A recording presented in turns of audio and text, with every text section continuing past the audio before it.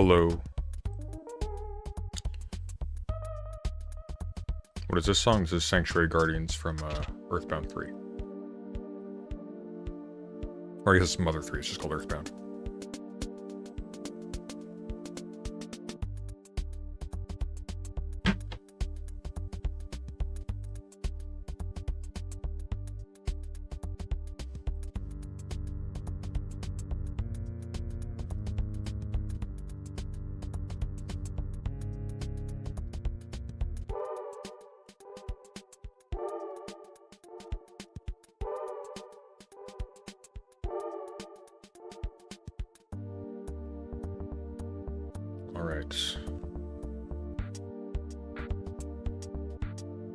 So, we're doing theory tonight.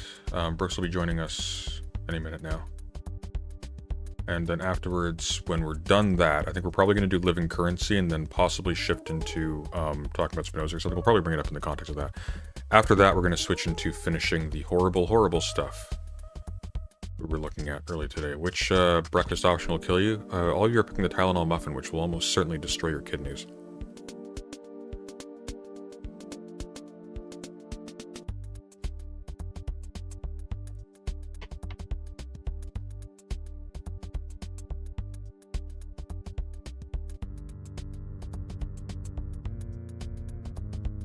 There was no Pikmin music played tonight, so I'm not sure what you're referring to.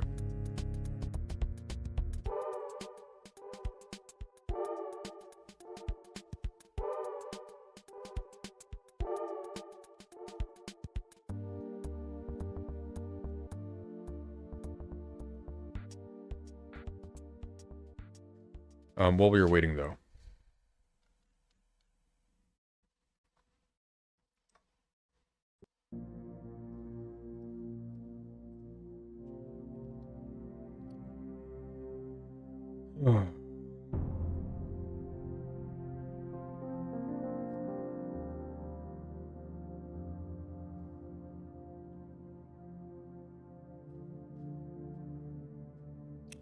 I am wanting to look at this Alex O'Connor debate, so I wonder if we'll do that after this instead.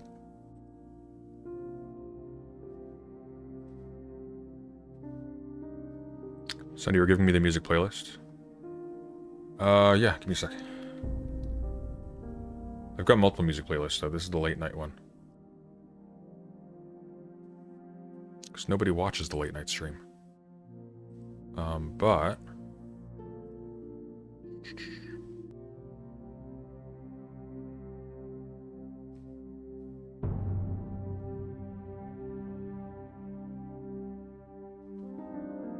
Brooks's Dota game is going along, apparently.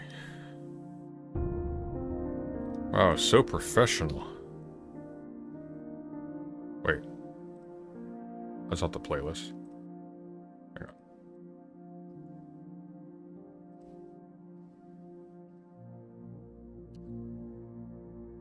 Oh, because the playlist is private, that's why I can't share it. Alright.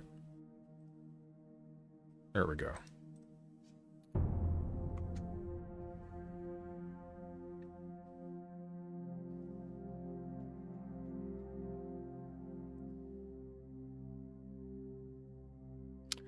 John the Duncan on family abolition.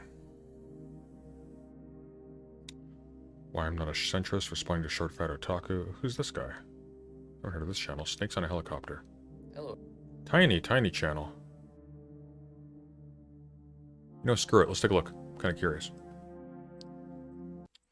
I like tiny channels. Oh, wait, that's the wrong way. Hang on. That's better. Okay. Imagining society on Mars using Austrian economics. Right libertarian living in clown world. Okay. So why is he not a centrist? Oh boy, this is gonna be a thing. Robert Solar Television, thank you for the £2. Merry Christ's Mass.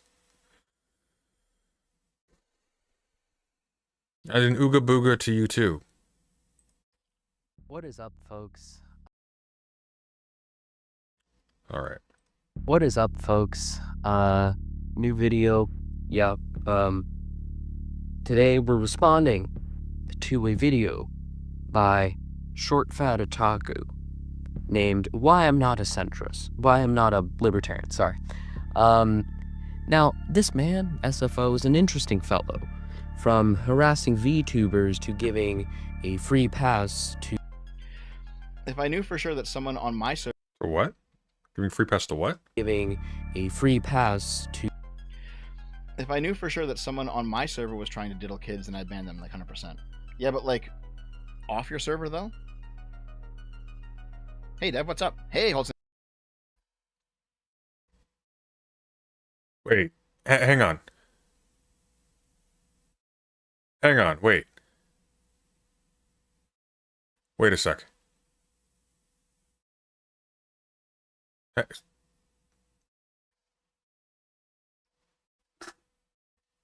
Pass to...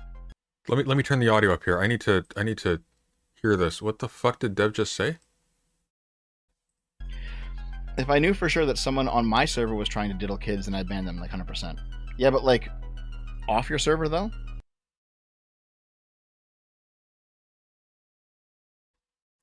If I knew that someone was trying to diddle kids on my server, I'd ban them 100%. But if it's off server... Hey. Really? Where, is there a link to this? Where was this said?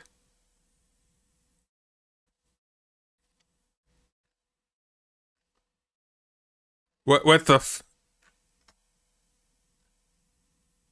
why would you ever... I want the context for this. Hey, Dev, what's up? Hey, Holzen, what's up? Like, if none of it was happening in your spaces, it just... I don't know. It feels wrong to me. It feels wrong. We're not even just talking about people... We're not even just talking about people who have pedophilia, as in, like, a disorder. We're talking about people who, in his words, who are actively trying to, quote-unquote, diddle kids. And it feels wrong to ban them if they're trying to sexually abuse children outside of your platform.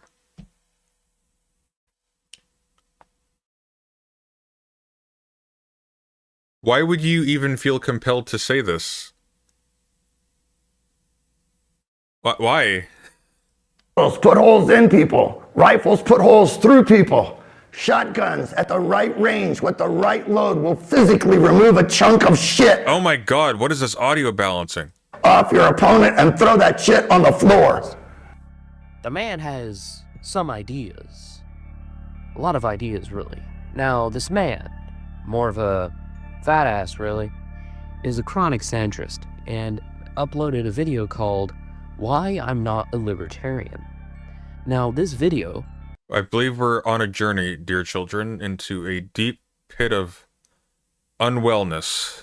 Brace yourselves. ...is chronically incomplete or just misses the point of our philosophy.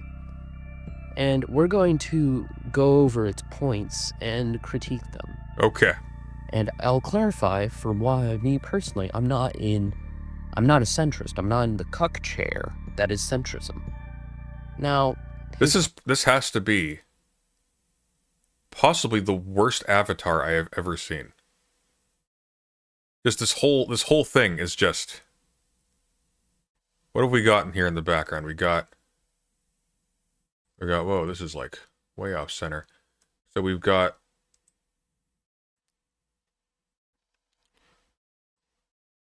Ayn Rand, we got this person, I think that's Hoppe.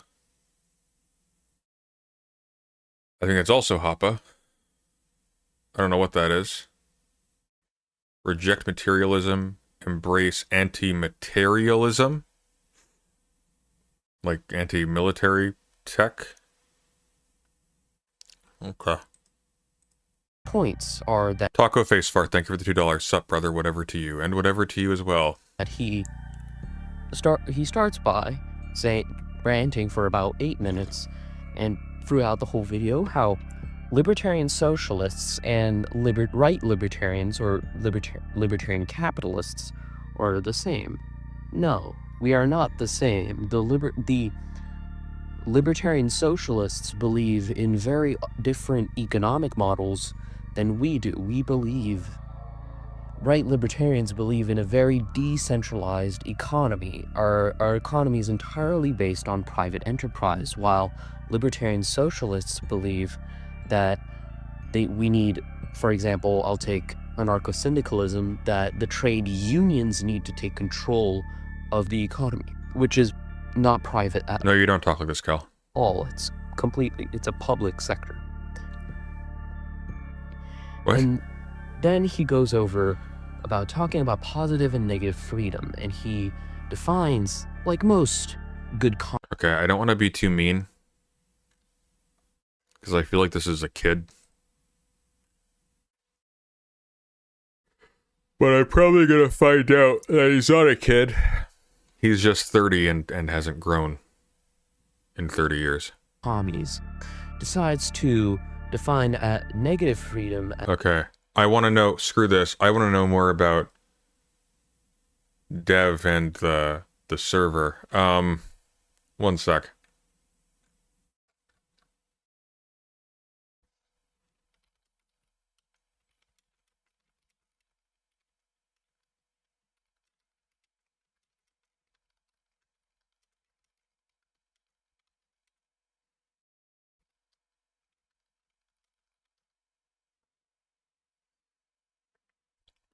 I think Beckett knows something about this. I'll bring him on for it.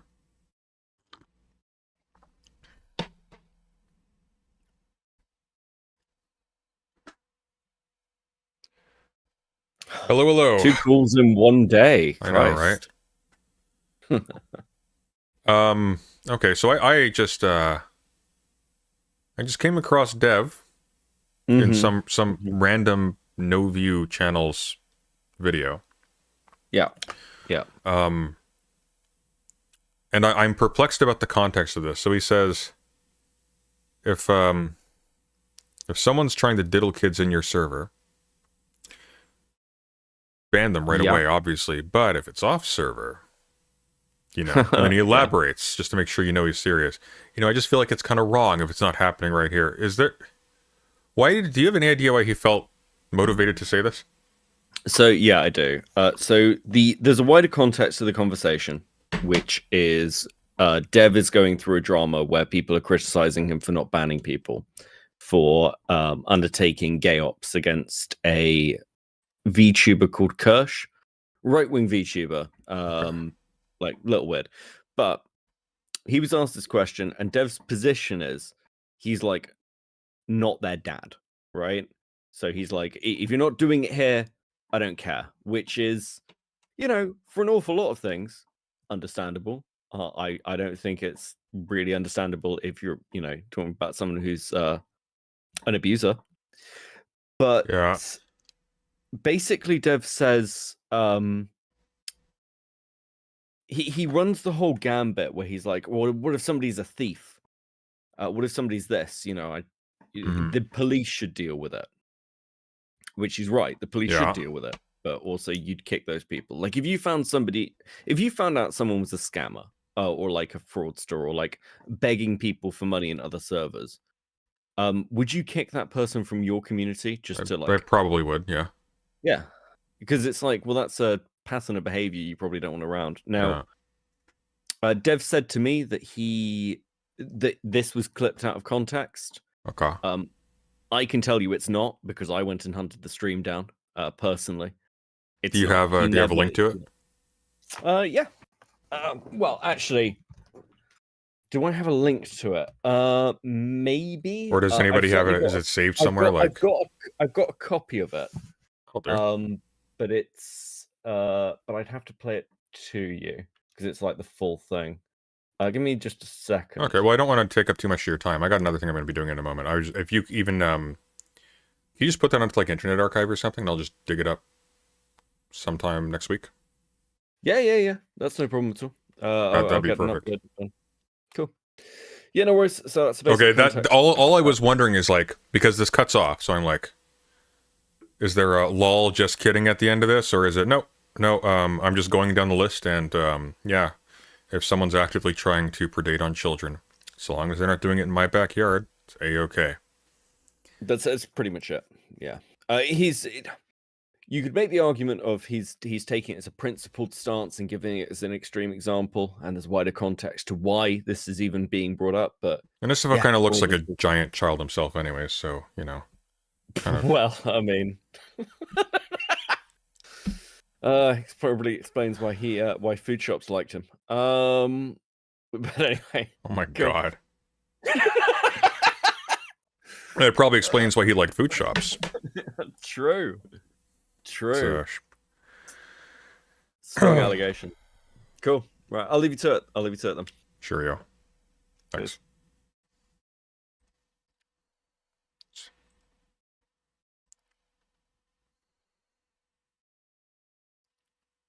Food shops liked him, yeah.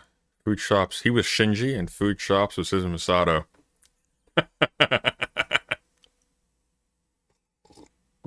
God, that is wretched. Alright, his book's ready to go. Oh, here we go. Okay, sweet.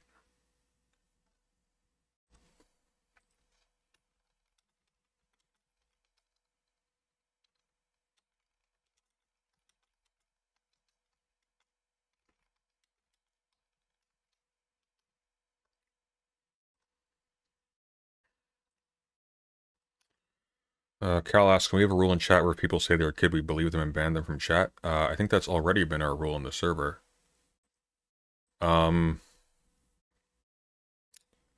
Use your judgment, okay? I don't really care. We can't control, like, people who watch the stuff here. If people are engaging inappropriately or whatever, ban them. Otherwise, like, it's not a community. It's just a chat. It's like a comment section. So I don't know. But I mean, if let me think about that. Fuck it. Yeah, ban him.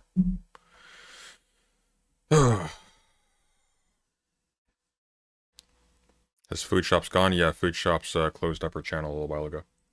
It's all gone. Doesn't even exist anymore.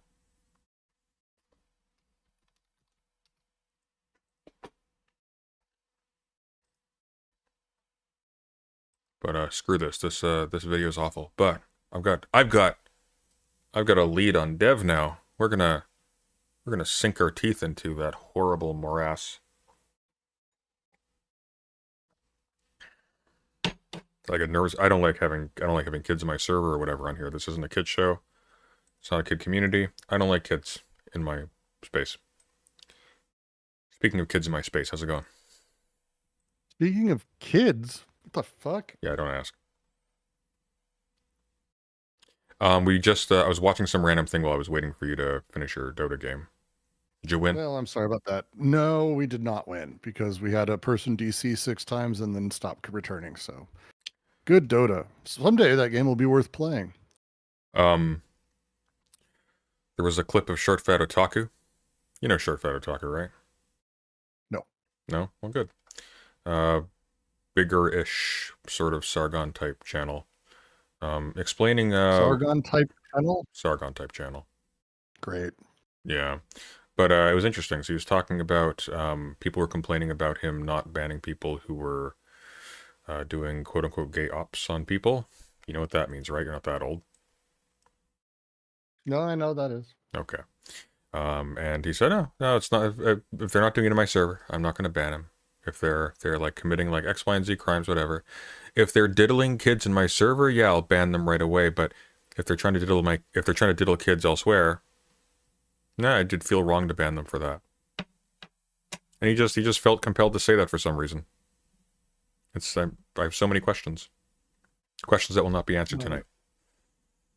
Great. But that's what I've been doing while I've been waiting for you to finish your children's game. So we. By the way, I started Sins of Solar Empire 2. Yeah, you told me. And it's The gorgeous. first one was great. I don't have the time for the second. Really? Yeah, no, there's not enough time in the day. Yeah. Well, it's really That's good. a game that the first one sucked many, many, many hours of my life away. I thought you were going to say the first one sucked for a second and I was going to end the call. No, it's just no. It's fantastic. Just fucking too many fucking hours. So we have some choices. A part of me wants to just talk about Deleuze's practical ethics, but I haven't had time to read much of it today because I spent literally all of my time shopping after stream. But we also have the rest of Living Currency to finish. You down for that? Yeah, I can do living currency. Okay.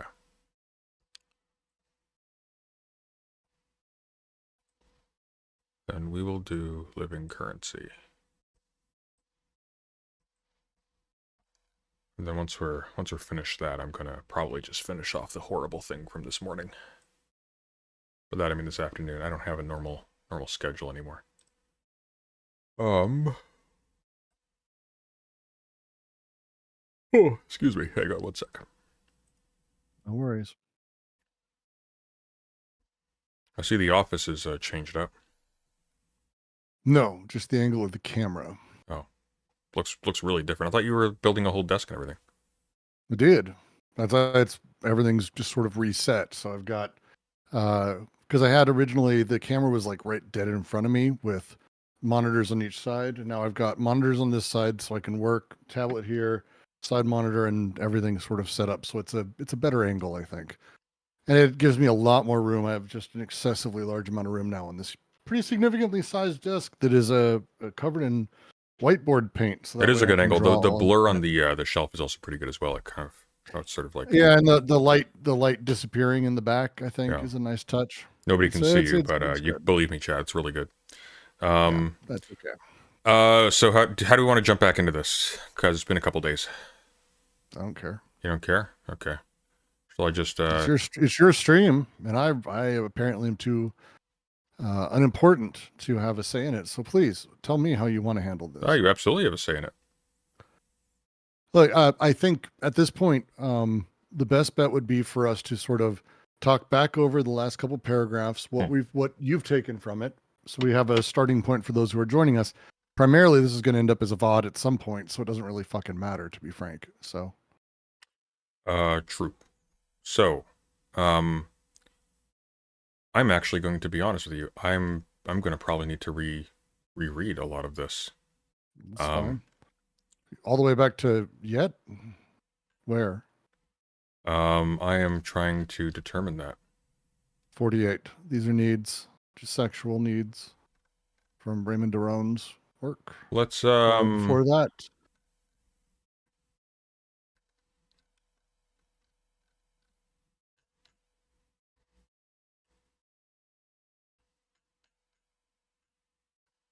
I think we can There's a- start how yeah. can right here. I think this would be a good place to start.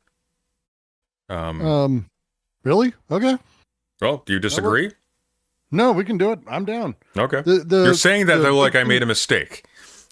Well, it's just this is not a piece because of how it's written. It's not really a piece that starts in a single place very well. No. But that's look. It's one of the chapter breaks. The thing I would say is the previous paragraph. There's a handful of things in there that I think are worth mentioning before we move forward, because we're going to be talking about Sod. He wrote a great deal about Sod. So did Deleuze, who was, this was a person who they were both deeply fascinated by, and whose writings they were fascinated by. So before we get to Sod, before we get to any of these things, the thing that's important is in the previous paragraph as we sort of make our way through, because when we're talking about impulses, the passions, Yeah. we're talking about desire, we're talking about these things that are moving forward. It's page 48, middle of the page. Yeah. The line, the paragraph as it opens up, is talking about, I'll read part of it and we'll kind of explain. Sure. It's important. It is this initial repression of the impulses that forms the organic and psychic unity of the subject.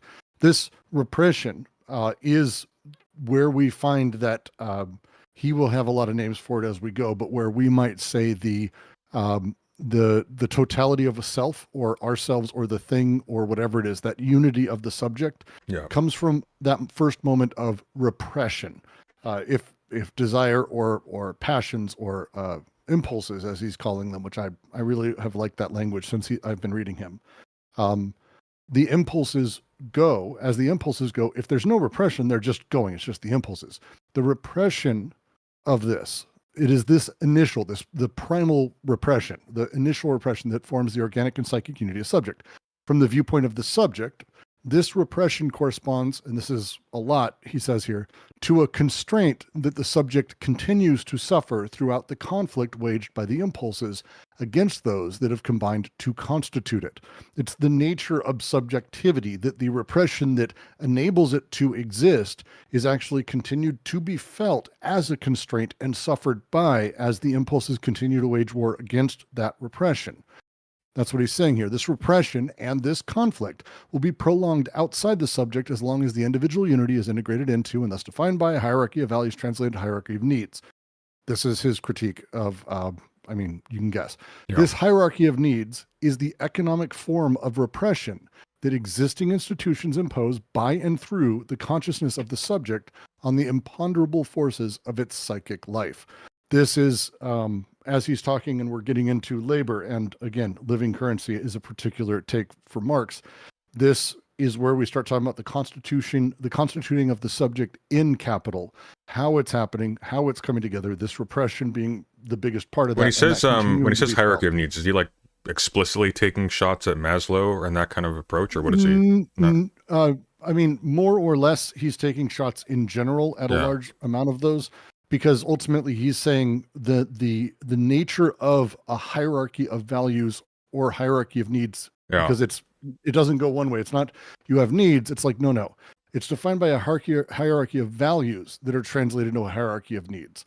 This is the thing, again, outside the subject as its individual unity is integrated into, thus defined by it's transformed into the needs. Yes. It's not needs first. It's first these values. Well, I think Maslow's probably a good example sort of to illustrate it, though. So if people have sort of seen like that triangle graph where it shows like your baseline, like sort of biological functions at the bottom, and then it talks about like self-actualization and stuff at the top. Essentially, what it's talking about is it functions essentially as a kind of plan to produce a working functionary human. Its notion of health is not health as such, as in this is like it's wellness conditioned by a certain understanding of the role of a human individual in a machine. Yes. Yeah. And then it continues. Because of its acquired, and this is again this individual, the subject, because of its acquired organic and moral unity, which is this repression, the individual within its own milieu can express its own impulsive life to itself only through a set of material and moral needs. Again, the nature of being constituted as a subject via this repression, which we are, means that the only way we're able to actually express our needs is through this, is to express sort of everything, its own impulses, everything is only through these demands, these the consumption, the purchase, the whatever it is, these things. The subject is incapable of asserting itself directly through the movements of his affective life. Rather, as long as it maintains its unity, it asserts through its ability to possess goods external to itself, to produce and conserve, provided that these goods are objects and not living beings, unless there are conditions under which it would be legitimate to possess living beings as mere objects, which again is his, it is very often that's the case. Well, a great example, I think we brought it up last time, would be like it goes back as far as Aristotle, where you literally have what is the requirement for a full human being capable of exemplifying all the virtues? Well, you need to have your basic needs sort of automated by having a plot of land that you own, a wife to reproduce with and do household work with, along with a slave so that she can do so efficiently.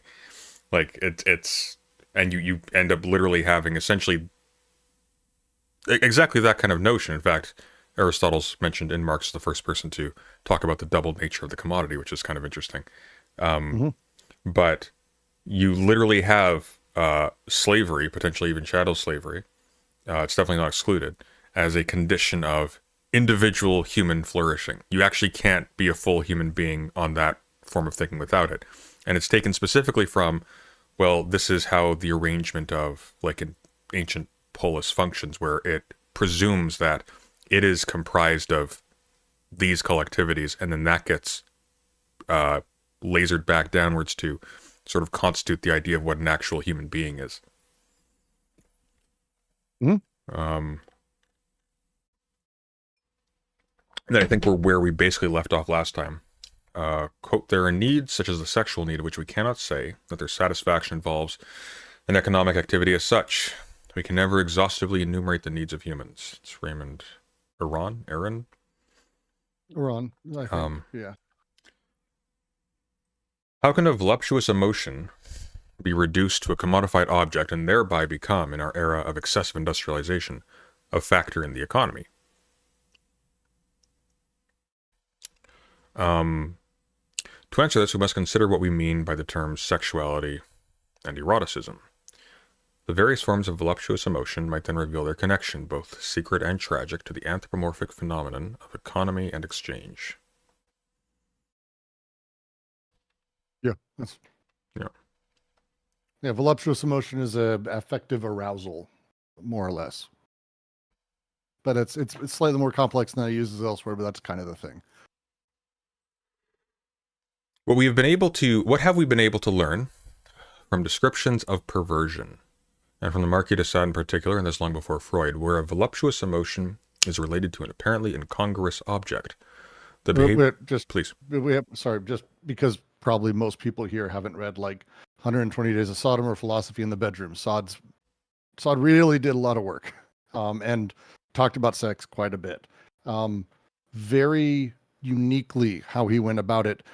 He really did sort of talk about the nature of heightened sexual arousal or revulsion and disgust, and how you can actually hit this really weird way where the nature of sexual desire can become attached to objects that are outside traditional pleasure pain frameworks.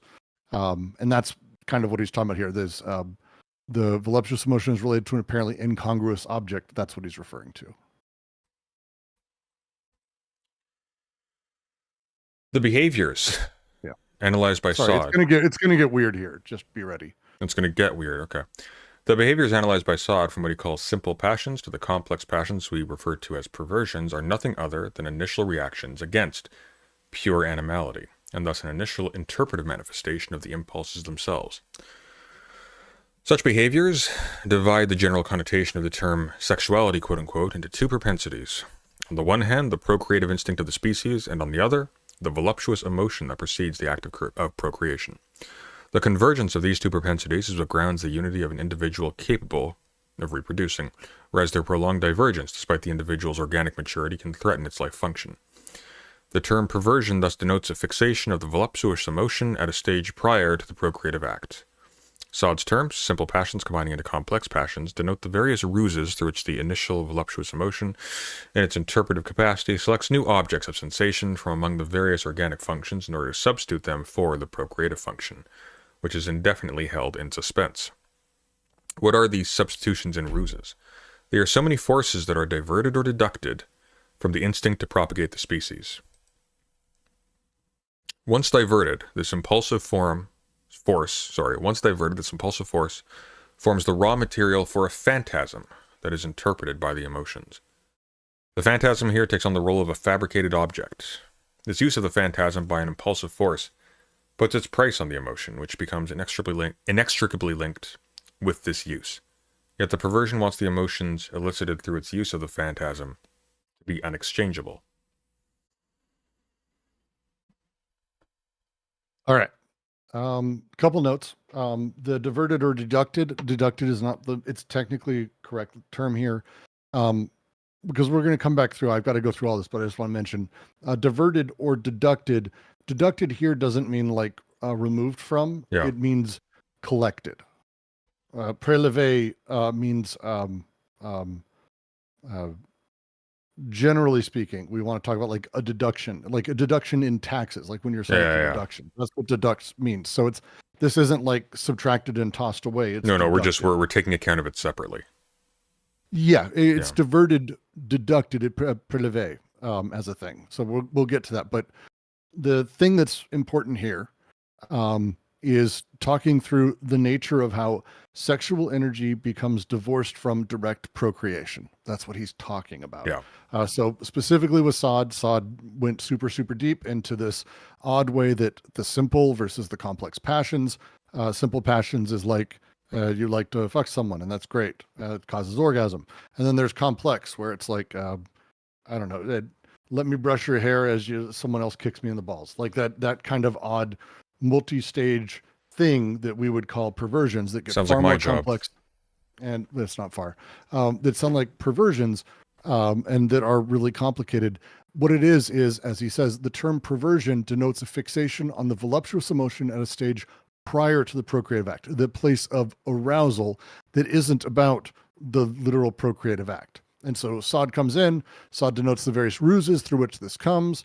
What happens is, he says, in its interpretive capacity, selects new objects of sensation from among the organic functions in order to substitute them for the procreative function, which is indefinitely held in suspense. That thing. What are the substitutions and ruses? They are so many forces that are diverted, that are deducted, that are withdrawn, collected from the instinct to propagate the species. Once diverted, this impulsive force forms the raw material for a phantasm that is interpreted by the emotions. This is a phantasm is a fascinating word in French. We don't have the same setup for us, but it would be in the space of fantasy, not ghost. Yeah. Like it's phantasm, fantasy. And so it's a fantasy that is embodied, like a specific phantasm of, it's kind of a lot to sort of talk through, but that's kind of the idea. The phantasm then becomes this fabricated object. This You can think of maybe like this, sort of like it's an intellectualized thing that you sort of treat as there. It's not there. There's not a thing there, but you sort of operate as if there is this thing there. Yeah, kind of. I'm hesitant too, because the reason we don't say that it's not there is because we're not talking about something that's real or not. It's figments of the imagination. It's a deceptive appearance of things. It's a deceptive understanding of desire. And that's kind of the thing that's happening here. Phantasma in Greek meant apparition or image. And so when we use phantasm here, we do want to talk about that type of image, because that's where, again, other thinkers are also playing into space and touching on. So phantasm in that way, that's where Deleuze runs with it as well, plus others. So the idea here is the phantasm that's made takes on the role of a fabricated object. This use by an impulsive force puts its price on the emotion, which becomes linked with its use. Yet the perversion wants the emotions elicited through the use of the phantasm to be unexchangeable. This is the unique way that we find arousal, not something that we see as exchangeable, I guess would be the way to sort of talk about this. My direct arousal is weird. It's just not the kind of thing. This is how I read it, but it's complicated. I'm sorry. I'm trying. It's okay. When you're talking about, okay. How about this? So when it's talking about putting its price on the emotion, right? Yes. Things like sexual arousal direct human beings into activities, oftentimes in a way that feels against their will, sometimes into situations that result in their destruction. And so in this respect, the emotion in question is something that sort of takes on the character, I guess, like in your internal society, so to speak, as something that has value in and for itself, sort of like a human subject is for, like Kant, right? Like it's a thing that must be treated as if it's for its own sake. I think this may be even more complex. The way I would probably talk about it, because I'm trying to avoid talking about other texts, but I can't really help it. The way that Deleuze talks about this in Anti-Oedipus with Guattari is there's this very particular way to talk about it. When we talk about the procreative act, and that's what he's focusing on here, it's the idea that you have desire and passions and voluptuous emotions that lead to that. This would for the sake of, if you will, like when people talk about like the purpose of sex is procreation. No, see, where that's adding layers to this. We could say that the healthy general path of desire I'm putting healthy in quotes, is that it results in procreation, because this is sort of the very standard voluptuous direction of emotion. And this is kind of the setup that tends to happen. The various forms of, as he says, the various forms of voluptuous emotion might reveal their collection, both secret and tragic, to the anthropomorphic phenomenon of economy and exchange. The thing we call perversions, we call them that because it's actually stopping desire before it gets to the procreative act. Desire, when with perversion, becomes fixated before the reproductive act happens. And so instead of moving towards reproduction, it actually reproduces substitutions, more or less, phantasms. The substitutions work through the phantasm. They're mental constructions of various sorts. They're fantasies. And so basically the energy that is being put out, this voluptuous emotion that's being put out that would be going towards the procreative act is sort of stops early. And the phantasm basically becomes like a manufactured object, something artificial that replaces that reproductive goal. And that's kind of the weird thing that's happening here. The perverse desire wants these emotional experiences through phantasms to be unique and not transferable, meaning these desires cannot be replaced by normalized sexual relations. That's the sort of ending here, because the critique is trying to get all the way around how answering that first question, how can voluptuous emotion be reduced to a commodified object and thereby become a factor in the economy? Well, this is because we become fixated on those objects prior, and then those things, we can't find ourselves a way to exchange them for what was our original sort of desire goal, which was procreation or fucking, basically. Now it's unexchangeable. This is where the first value appraisal of an experienced emotion arises, an impulse we deem to be perverted because it refuses the gregarious fulfillment of individual unity in the procreative function, offers itself in its intensity as something unexchangeable, priceless. And although the unity of the individual may be complete physiologically in its bodily appearance, in a way, it is here exchanged for the phantasm under whose constraint it is now exclusively maintained. Yep. And this is that, again, how we become trapped by the commodified consumption experience. This is not about whether or not we're actually getting sex or getting laid. It has nothing to do with that. This is about how our desire becomes trapped by the economic situation. Instead of basically just doing whatever it's going to do, we become fixated. Desire becomes fixated in perverse ways prior to that. And that's what he's saying here. This is where the first value appraisal of an experienced emotion arises.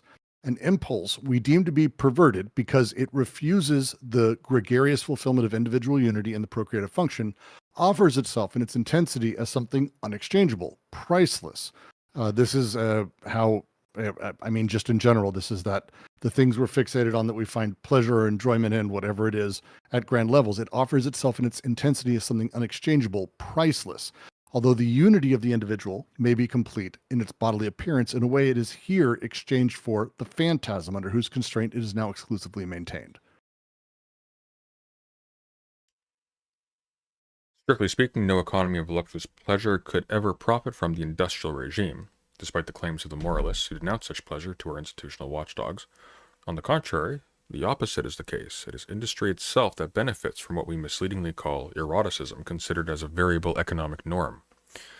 In the domains of marketing, advertising, and film production, that is, the domains of suggestion, eroticism does not quite become the outright exploitation that industry might achieve if the means of production were in the hands of those whom these products, quote-unquote, directly concern.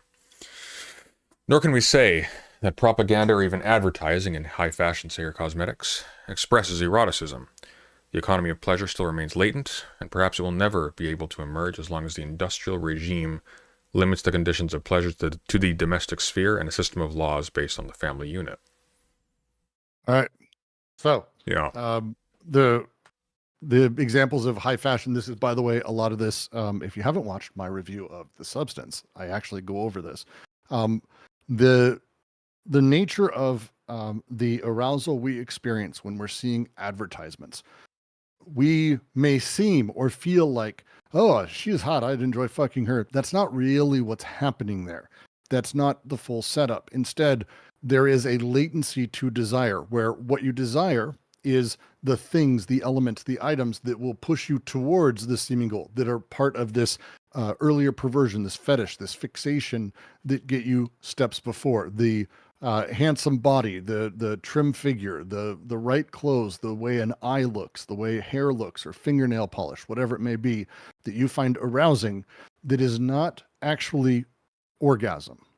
And because people are fixated on these things, and they are very, very largely, people, if this happens all the time, younger men and women find this very, very common.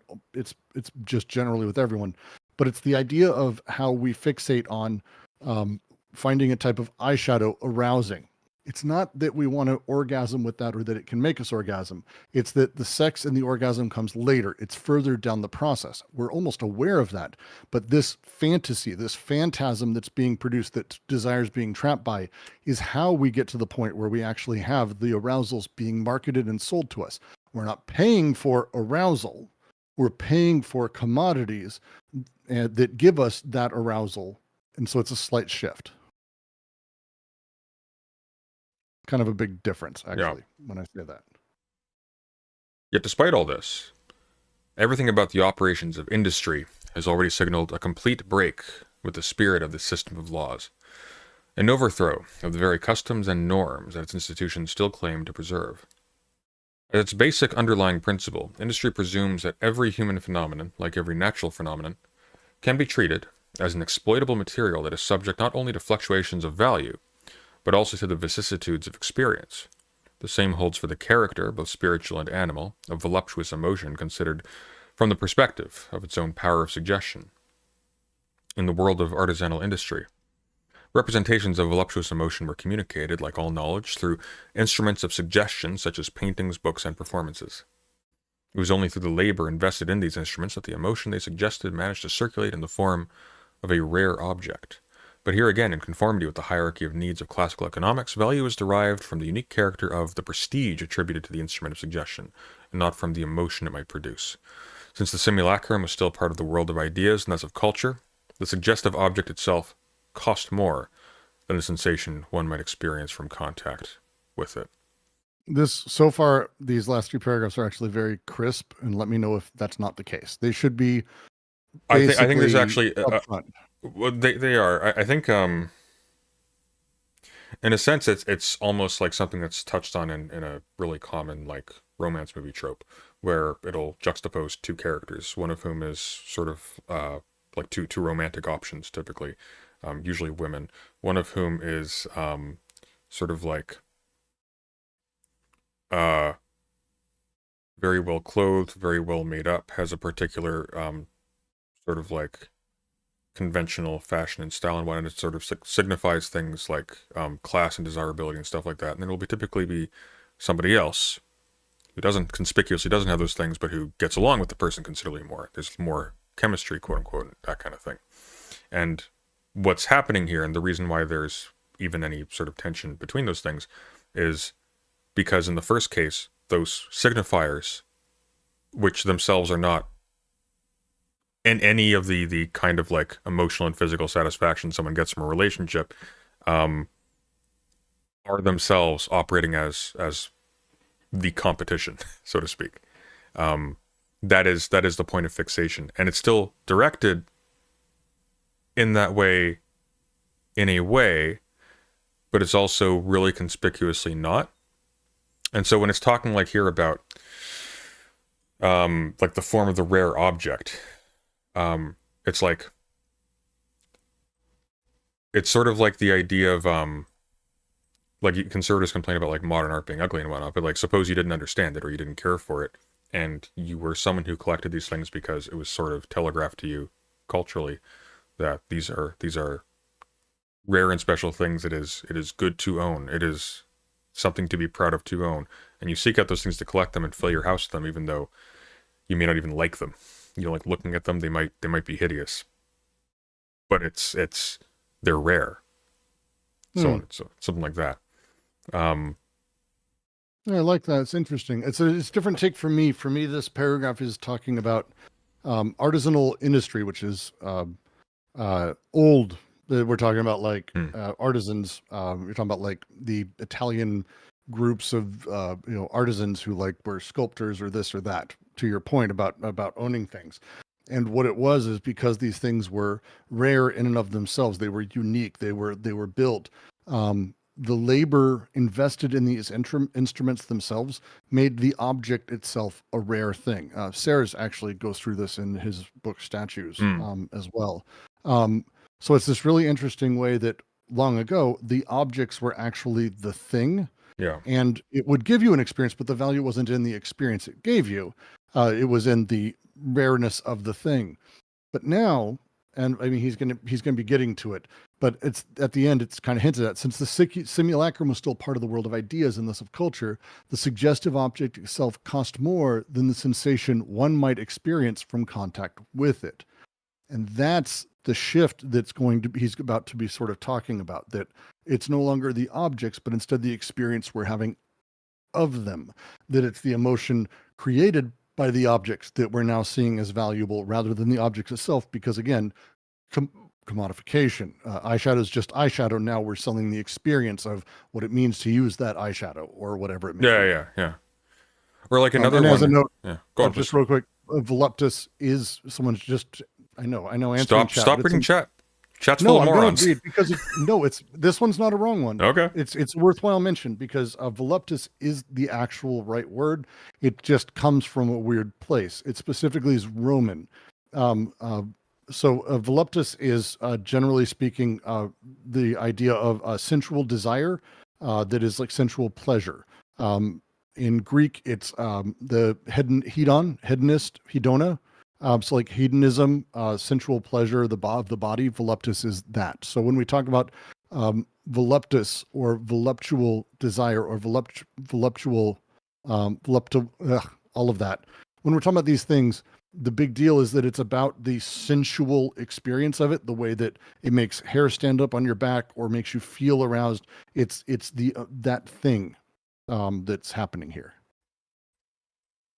Just mentioning, because it's a worthwhile thing that we didn't really go over, like the origin of volupt. So fair enough. voluptus or volupta, it's a whole thing. The industrial regime, by contrast, because of its massive consumption, has managed to standardize. Industrial regime in contrast to the artisanal industry. The industrial regime, by contrast to the artisanal industry, because of its massive consumption, has managed to standardize the mechanized instruments of suggestion, just as it standardized the instruments of knowledge in general. As a result, communication became devalued as its nature and intention began to change. The power of suggestion provided by stereotypes became increasingly gratuitous or free in their effects, while prototypes remained outside the realm of price. The reverse was total. The felt sensation is now worth more than its suggestive image. However, the resulting tension has created a massive terrain of exploitation. The stereotyping of suggestion has allowed industry to intervene in the genesis of individual phantasms in order to redirect them towards its own ends. Industry is capable of rejecting or manipulating phantasms in order to make them profitable for its institutions. And what I'm sort of taking this is just the use of advertising and so on and so forth. And the it's like that it's like that lemon speech from House of Usher. It's Edward Bernays. Edward Bernays, Freud's nephew, I think. Who cares? Some asshole. He's some asshole. Like fuck Freud too. But Bernays kind of started this idea in this way because what he's talking about here again is we're not talking about like selling the cigarettes as an example. We're going way back in time, by the way, like 1920s to 1930s. No, you're talking about showing the like the strong Marlboro. I can't even fucking speak. The strong muscular masculine guy with the cigarette. Actually, women. The first was that. Oh, really? Girl. Yeah, it was a front page of New York Times. The strong masculine muscular women with their cigarettes. It was that women are free to do what they want, therefore they smoke Lucky Strikes. And the front page of the New York Times had group of girls puffing on cigarettes. That was like the title of it. And what happened is he went out and he went, because women at the time didn't smoke outdoors because it was seen as gauche. It was seen as like low class. They'd smoke indoors. Everyone fucking smoked. But smoking outside was for men. And this Very was quickly, like... Gangaro says women can be muscular. PS. I know, but not in the 20s. Yeah, they can't on TV. This is not, right. this is not about that. This Yeah. is like literally the ads were things like, to keep slender, I smoke Lucky Strikes. Like this was this was a very fucking different time, to say the least. Yeah. But the thing was that women didn't smoke outdoors. Well, how do you sell your cigarette specifically to women? Well, you do it by not selling your cigarette to women. What you do is you sell freedom. And that line, which ended up being kind of the inspiration for Thank You for Smoking, which is a phenomenal film for the most part, that goes into this. But this is like what they're doing. They're selling the idea of being a strong woman, even though it's fucking, you could go smoke regular cigarette, but now Lucky Strikes are the symbol of it. And you see this a lot. They try to do it. My favorite are when they fail, like the BLM Pepsi ad, which is like the greatest fucking thing still. If you haven't rewatched it recently, you should. It's miraculously out of touch, but it's the same thing. They're not selling Pepsi. They're selling the idea of this or that, and you need to be associated with it. And this is across the board how most things happen now, right? They did a parody of it in the last Boys season, I think. Was it the last one or the one before? They did. It was great. But if you haven't watched the original's insane. I haven't watched it in a long while. Let's. It'll blow your mind. Let's watch it. Very okay, here we go. This is the right one, right? The Kendall Jenner one? Yep. Okay. Yeah. It's so fucking out of touch. I love it. You don't even need the audio because the audio doesn't matter. It's so amazingly out of... Join the conversation. Oh, yep. Very nice. Oh, painting. Oh, we've got her. We've got... It's amazing. I love it. I love it so much. But again, they're not selling Pepsi. Right? So this is the thing that's happening. Was that what's her face? No, it's not. That's Kylie Jenner. Kendall Jenner. Oh, that's Kendall. Oh, I don't recognize Kendall Jenner. I just realized. I thought that was what's her face? Who's the menu? No, that is not her. It looked like her for a little bit before she got the facial surgery. Like Queen's Gambit. She looked very similar. What's her name again? Why can't I not remember names? The line that matters here, while this is going, the felt sensation is now worth more than its suggestive image. However, the resulting tension created a massive terrain of exploitation. The stereotyping of suggestion has allowed industry to intervene in the genesis of individual phantasms in order to redirect them to its own ends. Industry is capable of rejecting or manipulating phantasms in order to make them profitable for its own institutions. This may be a failure of it, but we can talk about all the other examples that is 100% working and that works on people extremely well. Because again, the sensation is what matters. The feeling, not the product in any meaningful way. I love how absolutely out of touch this thing is. It's so good. Just finish. I kind of want to see the rest of this.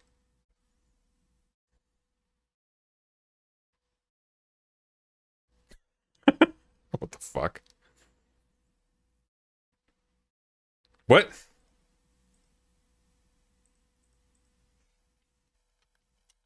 I don't need to be your blonde pretty thing. Honest to God. Like, it's like, I don't need to be your blonde pretty thing. I can be a woman of color, I guess she's supposed to be. She is sort of, but like it's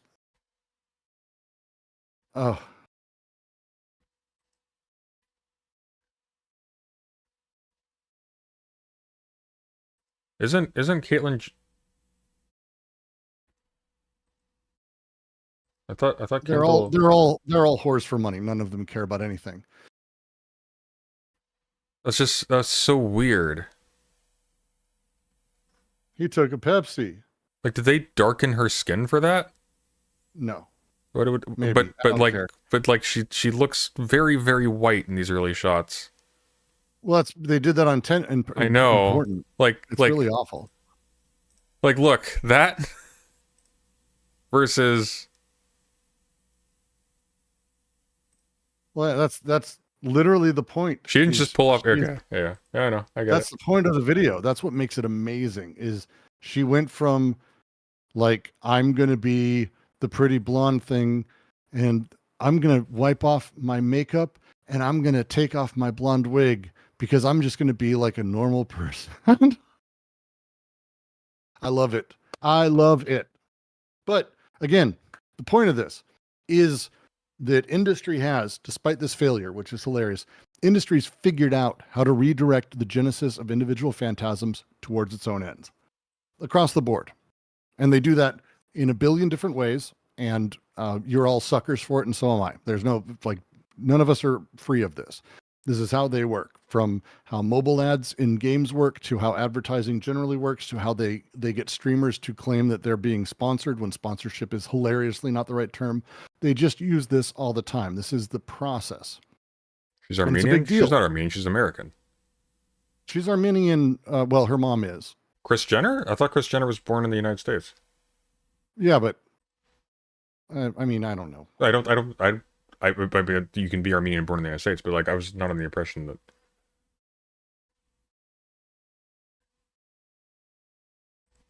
Are the Kardashians Armenian?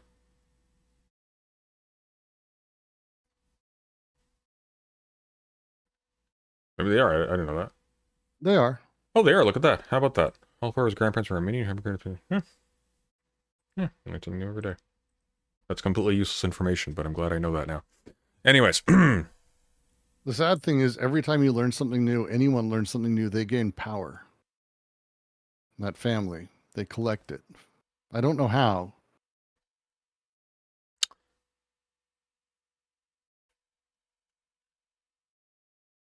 moving on. Yeah.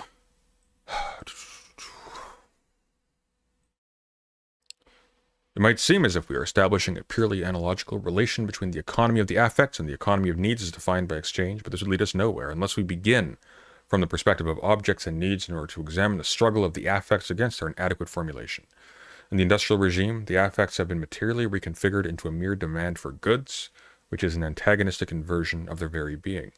In this reconfiguration of the affects, we must consider first the function of number, on which depends both the pricing and the means of acquiring goods that are in themselves inadequate. Second, there is the use of these goods, which in turn reacts quick, back upon the affects. I'm sorry. I know I destroy your stream. I ruin it. It's worth taking that first paragraph because the rest of this is breaking down what it's trying to say. And that first paragraph is actually saying something pretty significant. The idea basically that, at no point, one of the challenges when we talk about, and you'll see this in debates about Marx or anything else, how do you value emotions? How do we put a price tag on emotions? What's the quantification on emotions? And Klosowski's here saying, yeah, we don't do that, actually. Like that's not what we do. Instead, we need to begin not the afterwards, which is this, the analogical relation between economy of the affects and economy of the needs defined by exchange. And these two, no, that's pointless. Unless we begin from the perspective of objects and needs themselves in order to examine the struggle of the affects against their inadequate formulation. This is the point of what he's doing in this next little bit. In the industrial regime, the affects have been materially reconfigured into mere demand for goods. That is the change that's happening here. It's not that it's not how do you value someone being aroused by an image? That's not the point. That's not how this works. Instead, in the industrial world, the affects have been materially reconfigured into mere demand, which is antagonist to their very being. You are aroused by a thing, and that can only be realized in some form by demand of purchase. That's the big deal of what he's doing here. It's a huge shift. Actually, I'm not sure I've seen this argument made elsewhere, and it's kind of a big deal as far as I'm concerned. Someone can correct me on that, but it's a fucking big deal to me. So, starting again. In this reconfiguration of the affects, we must consider first the function of number, on which depends both the pricing and the means of acquiring goods that are in themselves inadequate. Second, there is the use of these goods, which in turn reacts back upon the affects. Third, there is a more or less conscious differentiation between the possession, use, and value or non-value of these goods, depending upon whether or not they merely represent affective states or provoke new affective states in which the initial claim of the affects is either provisionally overcome or else intensified in a fundamental discord. A kind of intimidation and even blackmail seems to be inherent in the conflict between the need to survive and the ways one can enjoy oneself once survival is ensured. It's such a fucking good line. So just to say again, the three elements he's talking about here. The first that comes is the function of number, and number here is pricing effectively, right? It's how we find ways to have emotions get quantified through pricing. How this ultimately is about determining access to goods, because goods themselves actually are unable to fulfill the needs made that are emotional, right? Yeah. The second is the usage, like how using the good affects emotions. And this is a feedback loop that's then created. It in turn reacts back on the affects. This is usage reacts on the affects, which creates demand, like this setup. And then the third is kind of the more complicated one, which is value differentiation. And this is basically where it's you have it, you use it, and how you value it, which is separate, by the way, depending on whether or not they merely represent affective states or provoke new affective states.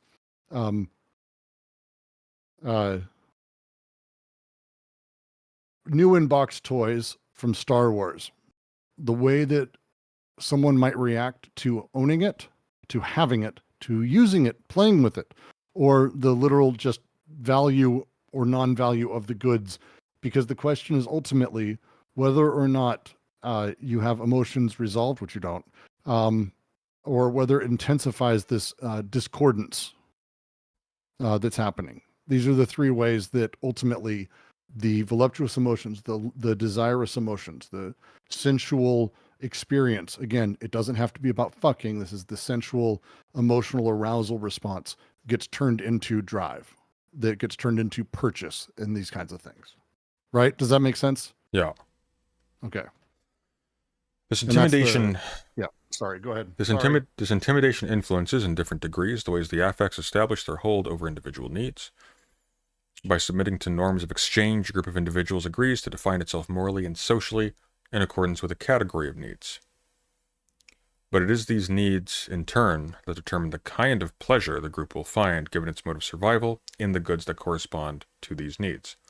From the viewpoint of the economy, however, what we call erotic pleasure cannot be treated as if it were simply the enjoyment of one good among others. It is only because it is related to a very particular object, a living object and hence a body, that the enjoyment of this object as something capable of being possessed can be considered to be a good, an object of use. Sod expresses this using words that are both simple and equivocal, the right to own pleasure. Within the hierarchy of needs, erotic pleasure tends to be confused with sexual need, that is, with the inalienable need for a home that forms the basis for the primary needs we consider to be domestic. In this context, we can no longer speak of erotic pleasure as such, since such pleasure has been demoted to the status of a vice, and is indeed merely one vice among many others. Eroticism can take on the sense of a demand as a source of general prosperity only if the refusal to invest in reproduction is simultaneously condemned as a source of public destitution. Yep.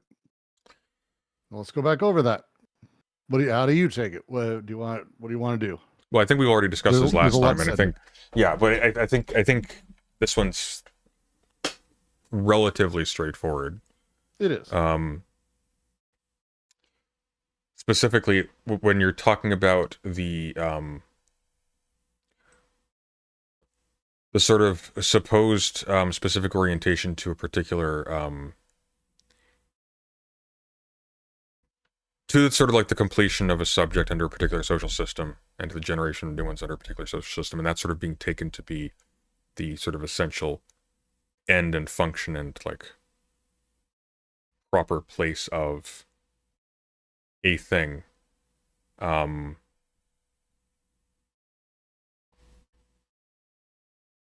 Yeah, I think, I don't know. Where do you want to go with this? Yeah, no, that's fine. We can keep going. It's more or less it. It's yeah. We have the sensual enjoyment of things instead of just allowing it to exist. It necessarily needs to be, as we talked about sort of through this, it becomes trapped by that earlier thing, the way that Sod talks about perversion. But this is what commodification is, and we find it visited on us because ultimately we need to enjoy ourselves once we do have the right to survive. We have to take part in that. There's this blackmail that's happening and the intimidation that continues with that as it continues to move. And ultimately non-sexual, non-reproductive sexual desires is labeled as ultimately destructive, a vice, a negative that's mocked and Yeah. shit on by everybody.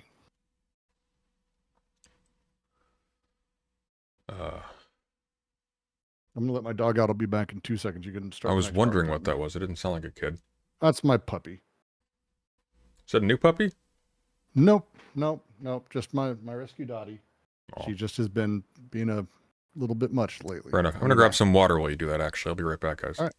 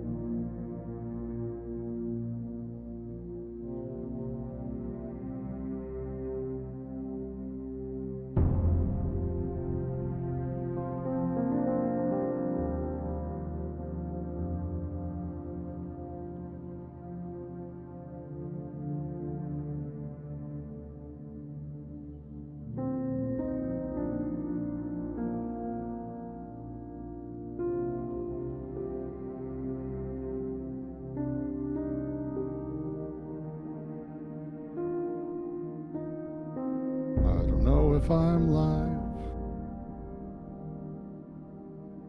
Don't know what's happening.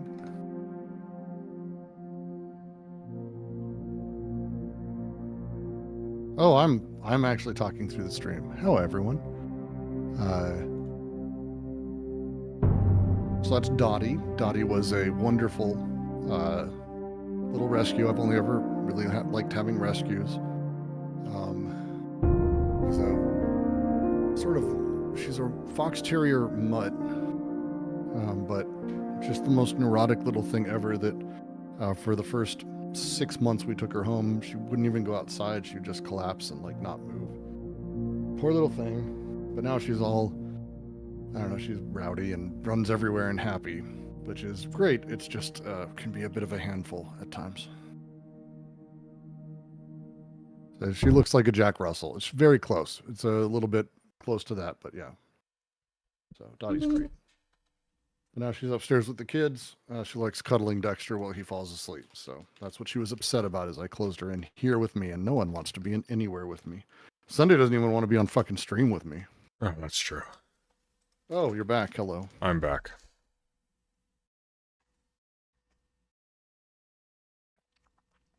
All right. Yep. It was only in the 19th century that erotic pleasure itself began to be seen as a primordial need, and it was utopian socialism, quote-unquote, that dared to extend the communal ownership of all goods to living erotic objects. Charles Fourier's project, which has long been buried, has recently re-emerged in the form of careful exegesis, albeit in a context that is completely different from the one in which it was born. The empirical experiments that Fourier's ideas inspired more than a century ago, particularly in the United States, never went beyond the improvised initiatives of a few generous and charismatic individuals, and they had no real chance of developing or enduring. The situation today, however, is very different. Industrial conditions have upended the old classes and brought about the proliferation of entirely new ones. The experimental spirit and direction of subsequent generations have motivated much larger groups of people to pursue similar projects. Either they have attempted to do away with the notion of utopia once and for all, or else they have retained the notion of what is nowhere, utopia with a U, by identifying themselves with this nowhere, thereby making it proliferate everywhere as the sole reality by the very fact of their active presence. For Fourier, the nature of work would be completely transformed by communal life in the phalansteries, where passional exchanges redistributed society into classes of affinities following the laws of attraction. The false notion of leisure time, which would be allotted to the various working classes, was refuted in advance by Fourier to overcome the punitive character of labor in communal life, which entailed not only the communal ownership of the means of production, but also of individuals. The production of objects, even useful objects, would no longer be done in accordance with an industrially determined need, but rather with a passional aspiration. Work would be performed in the euphoria of the imagination as a spontaneous and creative activity of humanity. Since these communities organized into groups or hordes with various classes of ages and affinities were to inspire the emulation of others, the activity of work within them had to be organized like a ritual of playfulness. The spectacle that stages the exchanges between groups of affinities had to ensure the equilibrium and skills of each and every individual, like a vast contemplative and spectacular recapitulation of the range and variations of the life of the impulses.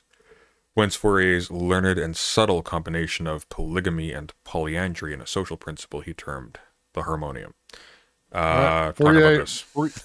Fourier is old, like I want to say, fucking, like, when I want to say early 1800s, thinker about utopian socialism. Like basically, literally what is being written here, Fourier went, hey, we're going to have people slowly living together more and more in these communes.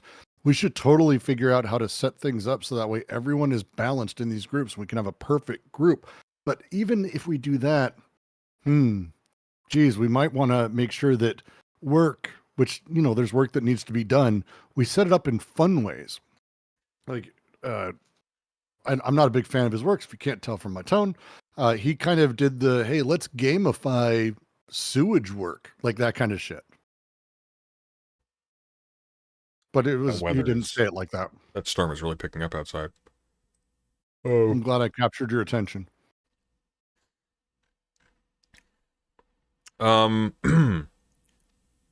What's the I know Fourier is critiqued by Engels. What's the major text?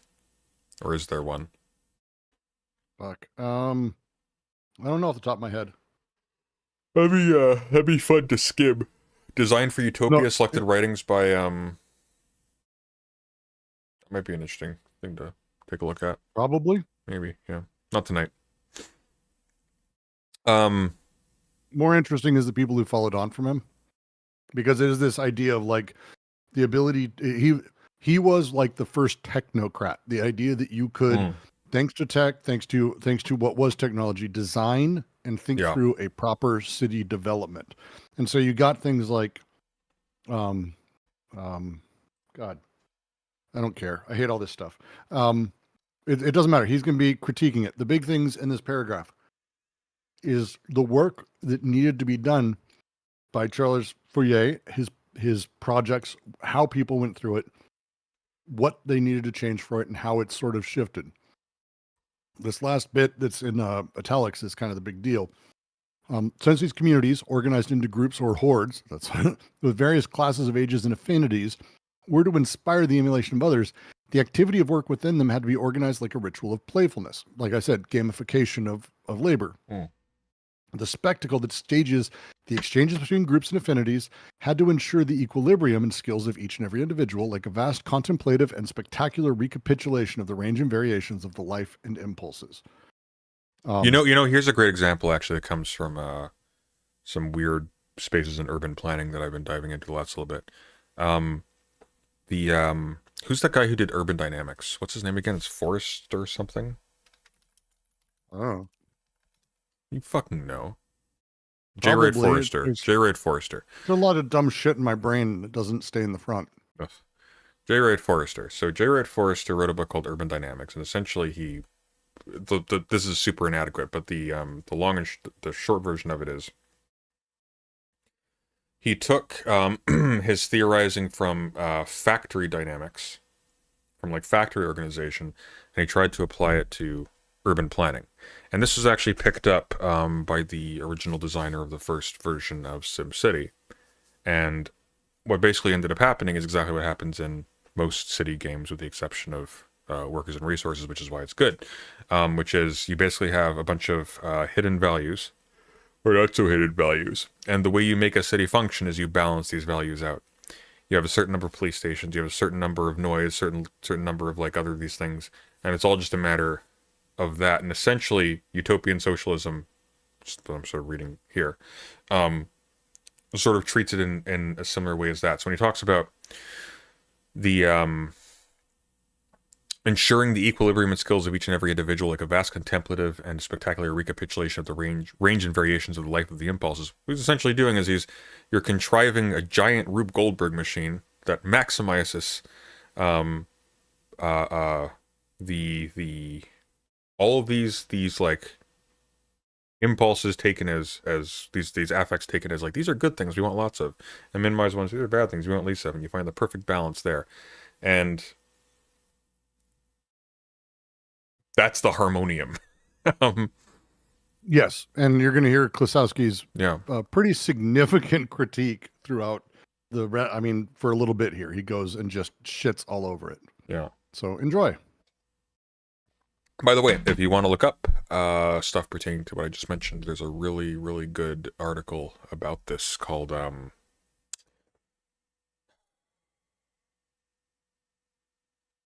fuck, hang on, wait, I'm gonna find it. One sec.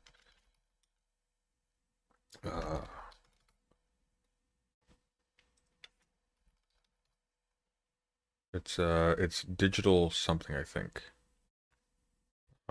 Shit, where is it? I don't know. Well, you look for it. The play through this Model last couple Metropolis. paragraphs- Model Metropolis. That's the article. Model Metropolis. Play through the last little bits here is really the focus on sort of how Fourier believed that he could allow the passions to be free, to be doing whatever. You could do anything you wanted. It wouldn't be like we'd find ways to manipulate people into doing work, but it doesn't have to be work. You'd be able to do fun stuff all the time, kind of as an idea. Because like there's little things that Fourier did, like saying that there's no such thing as leisure time. Like if you do it right, that like this is what used to pass for socialism.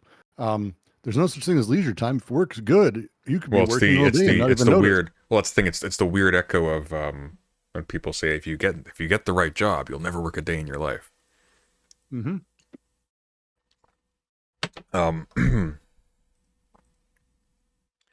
We should note that the postulate that something can be free, quote unquote, the idea that communal life will allow the free play of the passions to flourish, tends to disregard a primordial element of any voluptuous emotion, namely its aggressive element, which presupposes and even demands resistance. Such aggression is implicit in creative work as much as in emotional interactions. Fourier was fully aware that without the game, without playfulness, this aggression would remain irredeemable.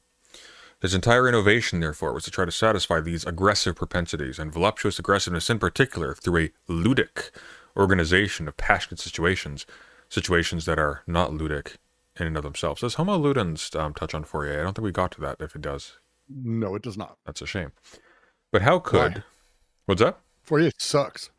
Yeah, I know. It'd be interesting to see him critique it also, especially since that's the approach that Klosowski's going for. Although I think Homo Ludens is a lot older.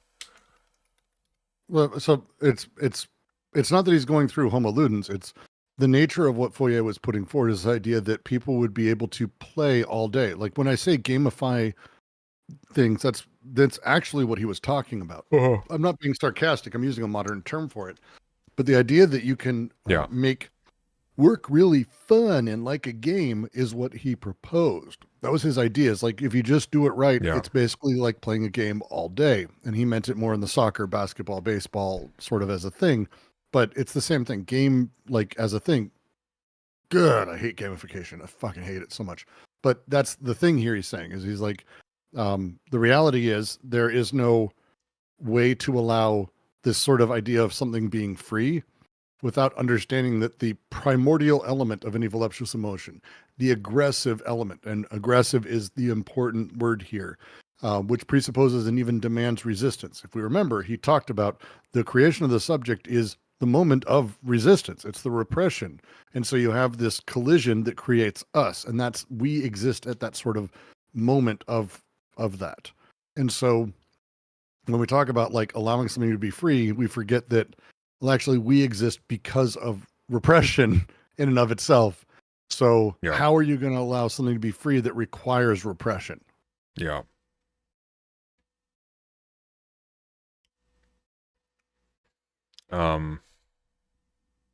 Which, by the way, if you've read it, is basically the plot of Brave New World.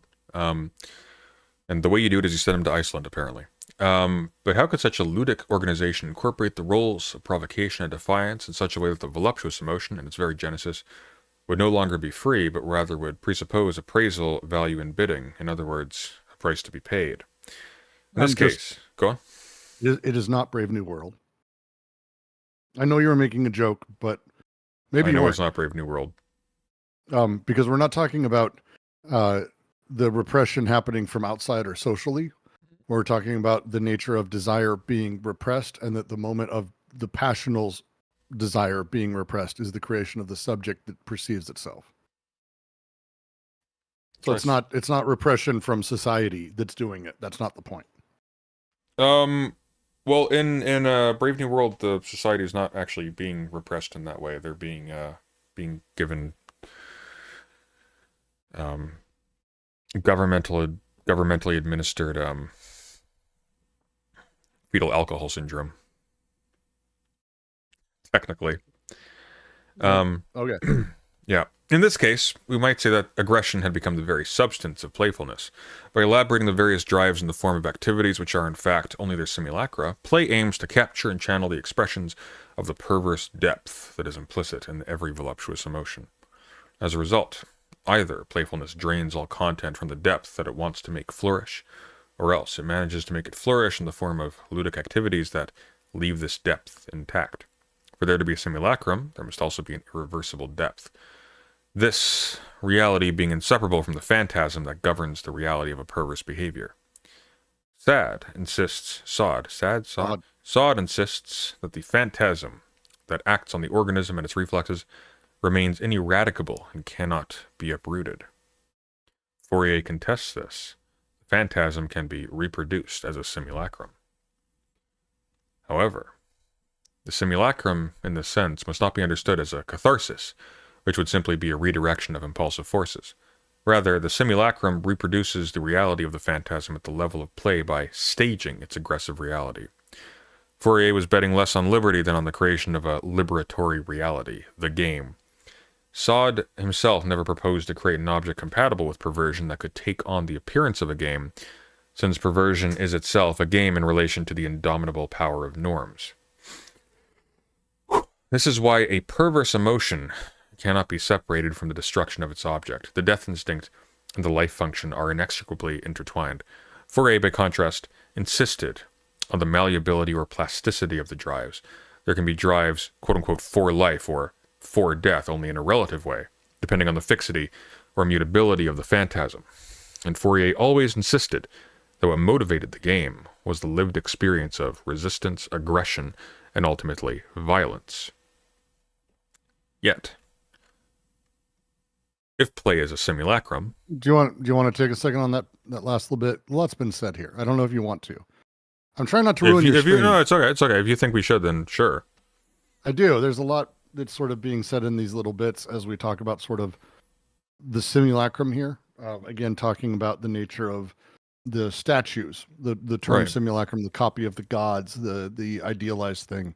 How Fourier is pulling these things apart is very, very different than Sod. And I think did Sod critique Fourier? Did that actually come out after? I think Fourier, I don't think Sod could critique Fourier because Sod lived before Fourier wrote. No, there's a fucking book. Sorry, my brain. Like by about 100 years, actually. But he had some specific phrasing around this. Fuck. It's okay. It's been too long. I need to reread Sod. We're going to be doing a madness reading. Not 100 years. Not 100 years. It was like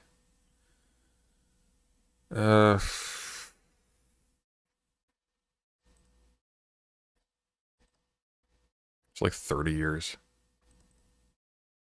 They overlapped. They by overlapped. some- They overlapped. I was thinking of I don't think he'd responded directly, but I think it was along these lines. I'm trying to remember. There was some fucking way that they. There I was some thinking of weird Fourier. Who was crossover. I thinking of? Fuck. I think I mixed some other date up in my head. Because Ultimately- yeah. Ultimately, we're talking about the issue with sort of simulacrum and how the play sort of comes into this thing. I thought Sod was And- earlier. I feel like I'm going nuts here. No, he wouldn't be earlier. That makes sense. Okay. Well, I mean, they were around right around the same time. Yeah. Again, I don't think Sod literally commented on Fourier. I think he commented on this other thing that Fourier was talking about. There was some crossover that I was found when I was reading this. God, I need to get better at taking notes. I think doesn't matter.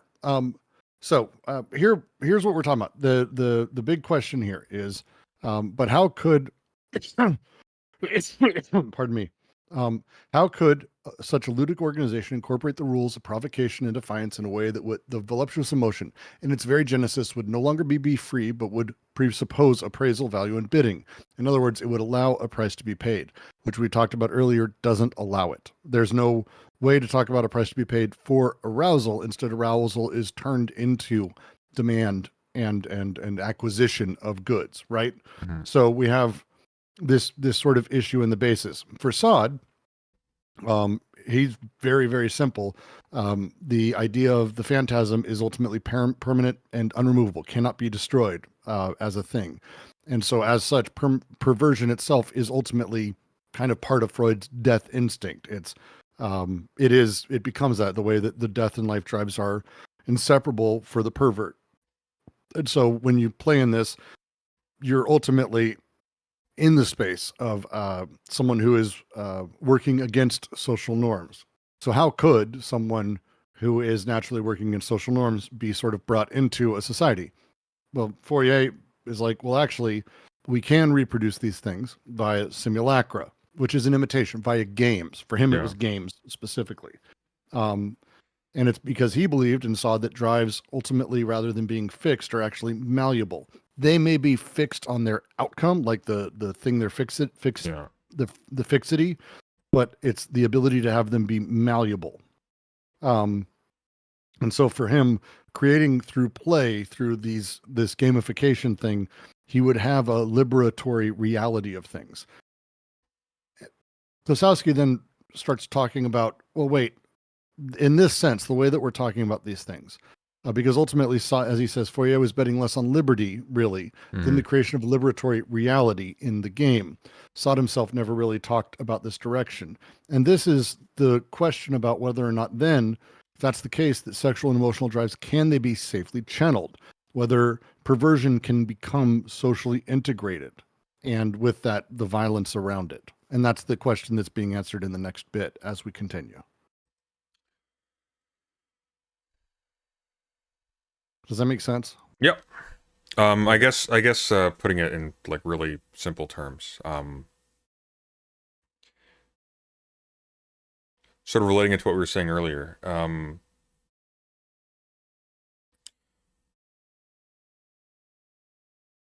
Fourier thought these perverted desires could essentially be tamed and satisfied Through play. through a simulation of it that actually fundamentally removes the thing. It's kind of like it's like vegan meat. More or less. Yeah. Yet if But play a fun one. I mean, that's like kind of how he did his shit. It's like, but it'll be fun. Like that kind of thing. God. Sorry, go ahead. Yet, if play is indeed a simulacrum, how could it diminish the lived experience of How violence? could it not diminish? How could it not? Sorry. Yet, if play is indeed a simulacrum, that's the signal that we need to wrap up soon. Yet, if play is indeed a simulacrum, how could it not diminish the lived experience of violence once its violence became the substance of the simulacrum? Sod would again object, for the singularity of a perversion or mania to find expression A subject is necessary. But if the subject followed the rules of Fourier's ritual playfulness, how could it seriously simulate what it was feeling in any other or better way than by simulating its own phantasm, which would immediately turn the subject into a maniac or a pervert? The seriousness, quote unquote, does not reside in the frenzy with which the subject clings to its impulsive phantasm, but rather in the irreducible force through which the drives maintain the subject in its phantasm. Excuse me. In other words, the drives can manifest themselves only by devouring the subject.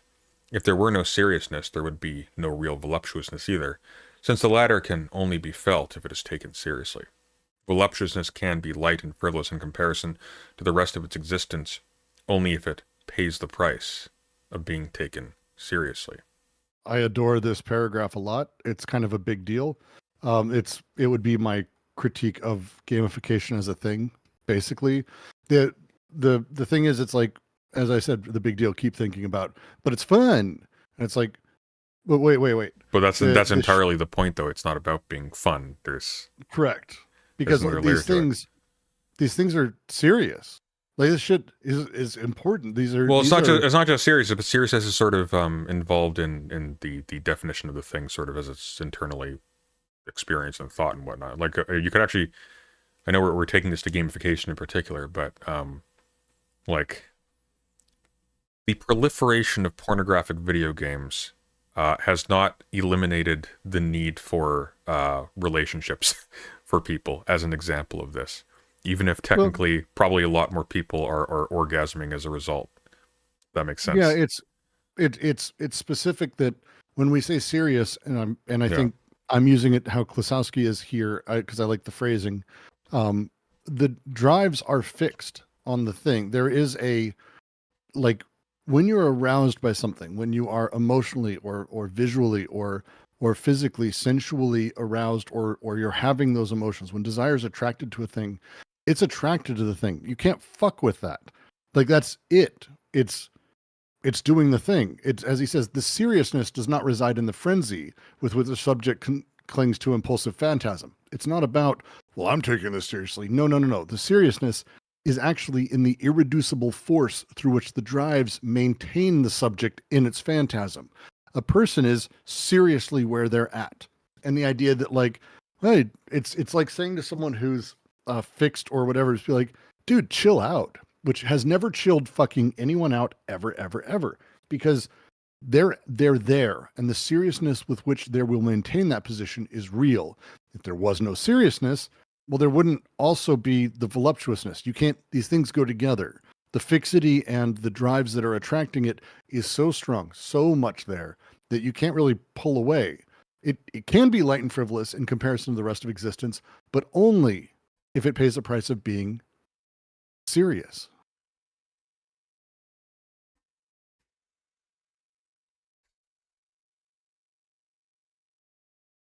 I'm just going to highlight this because this will be useful for next time. And it's worth mentioning because, and he's going to be talking about it, the way that for Fourier, like Sod was a freak. Yeah. I would say Sod's not that much of a freak anymore. In fact, a lot of what Sod was into or talked about is tame. Kind of, it's like, for Christ's sakes, we like, I've been to BDSM clubs. Like people talk about it. Like it's not hidden. Fourier's time, that was shit you did not talk about. No one fucking talked about this. You socially hid all of these things. You covered up these things. You like, and that again is very important to the timing of this. He's about to talk about it. So the timing of it is important. If you want me to read, I'm happy to. Go for it, please. Now, Fourier's singular construction seems to have been determined by the fact that, at the time he conceived his project, the authority of playfulness was entirely conditioned by a social context whose rules of the game prevented perversion from ever being displayed. Fourier's achievement was to have exposed and denounced this cover-up, most notably through his critique of economic norms, since this was the place where the cover-up had been operating in complete security. However, the game of our own industrial world, which is more than willing to exploit every and any display, including displays of perversity, obliges us to rethink the Phalansteirian utopia Phalansterian utopia on the basis of entirely new presuppositions. Fourier's project was utopian only in inverse proportion to the resistance put up by the bourgeois industrial world out of greed to his lucid prognostications. But perhaps this resistance should be explained by something else, something radical, something other than greed. Fourier understood perfectly well what the deliberate act of selling oneself could do to the erotic imagination in terms of both its content and its psychic power. The consequences of such an act, deemed to be despicable and sinful by society, were similarly repugnant to him. It could leave deep wounds if the meaning of the game in civilization, the industrial regime, did not ensure the ludic redeemability of the act, as would have been the rule in harmony. We can better understand the meaning of Fourier's ludic gratuity by comparing it with Sade's anti-utopian project, which revealed that even in economics, perversion itself is the ground of value. As he mentioned a moment ago, Fourier's project had polyamory, polygamy. You fucked a lot of people. Now, it wasn't like, oh, we free sex, like that kind of thing, right? Yeah. It's completely different. No, there is a need to satisfy these desires that will be accommodated by a system that will essentially reallocate human beings economically, including to do sexually. that. Yep. And so, as such, selling one's body would be repugnant to him. So he had to create a ludic redeemability of the act, as he did in harmony. Harmony is the weird fucking utopian thing. We're not allocating, like women say, as property. We're arranging a situation in which the exact same exchange takes place naturally, quote unquote. It's like sexual slavery, but fun. That's all I can think. Like Jordan Peterson style shit. Yeah, I just wish you weren't phrasing that like a kid in a 90s toy commercial. That's literally it's sexual slavery, but scrumpadoocious. Something like that. Whoa. Mom, do we have sexual slavery at home? Sorry. I could have made a Sunny D joke as well. Parents don't understand why kids are going crazy about human trafficking. Okay, sorry. Prior to Fourier's Harmonian Utopia, we'll do this last section, and when it gets to the next star, we'll finish off. Prior to Fourier's Harmonian Utopia... Are you sure? There's another star coming up in 2 pages. Right. Okay. Right. Is there? No, I know. I'm just... Oh, well, it's 3 pages, technically. It's a lot. I'm really tired. Let's pick that up. Look. The next little bit here is Marx, and it's capital. The first, it's literally part 1, and you need to be like top of your game. Like, this is where the cool stuff is. We've been building up because, and I'll just reiterate real quick, and then you can stop. He's been trying to figure out how to marry, and it's a project of a lot of people around the time of French critical thought. This is why Deleuze, Guattari, Serre, Latour, Rancière, all the way through. Everyone's trying to be, hey, there's this problem we have that Marx's materialist sort of understanding of industry leaves out a lot of stuff that is actually driving people, because it's like, why do you buy what you buy? Well, it's because of, basically the desire within you, the passions, all of this. How do these get produced? How do these set up? But then the affective emotion, which we now know, thanks to advertising, is actually far more important than like use value or other shit like that. How does that work? And that problem needs to be solved. And this is Klosowski's take on solving it. And as he's making his way through, he's like, look, he's taking the most extreme view. He's talking about specifically not just going with like desire or like, the libidinal energy or whatever for Freud. He's going straight at like sensual, like actual enjoyment. How is that something that we have and we experience and we have sold to us, but we don't pay for it? And it's a really fucking great way to sort of talk about that. Isn't it implying uncoerced slavery? Put quotes around the uncoerced part, and yeah. Yeah, like capitalism. I want to dig into Fourier a little bit. I also I kind of want to read. I'll probably do that. I think what we'll probably do is we'll probably break from living currency for like a week, especially because the holidays are coming up, and then we'll come back to it after I've reread. We should do a Sod. We could do a Marquis de Sade reading on Christmas Day. Oh my god, very Christmassy thing. If I was not going to be out of the house for all of Christmas Day, I'd be down for that. We'll do it. Look, you're going to be at family. Just bring them around. Let's read it with them. I'm sure everyone would love it.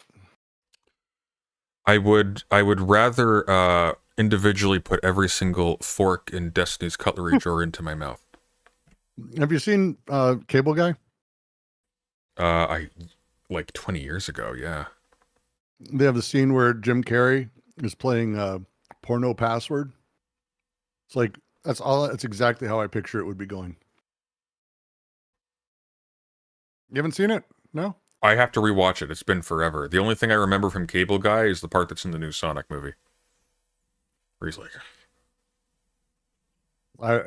wait, what?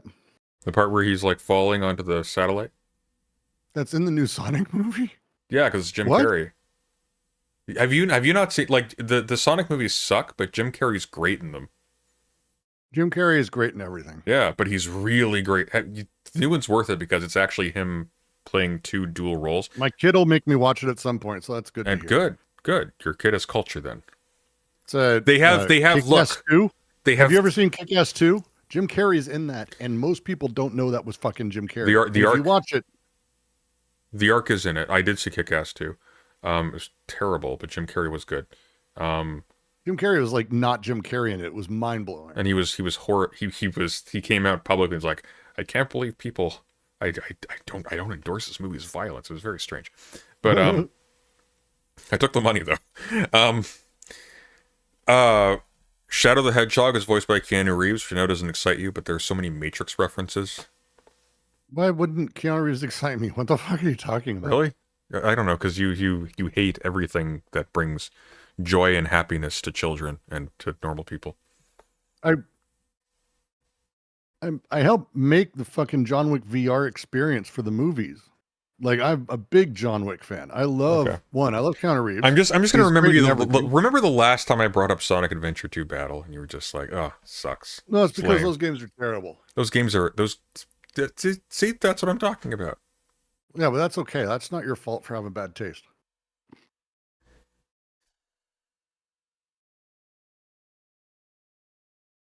You're like a darker, more traumatized Grinch who likes weird French people who don't make sense to people who speak English, no matter how carefully they're translated. I assume that the Who's in Whoville actually are French people, so that would make sense to me. Maybe the Who's then, I think. Le Who.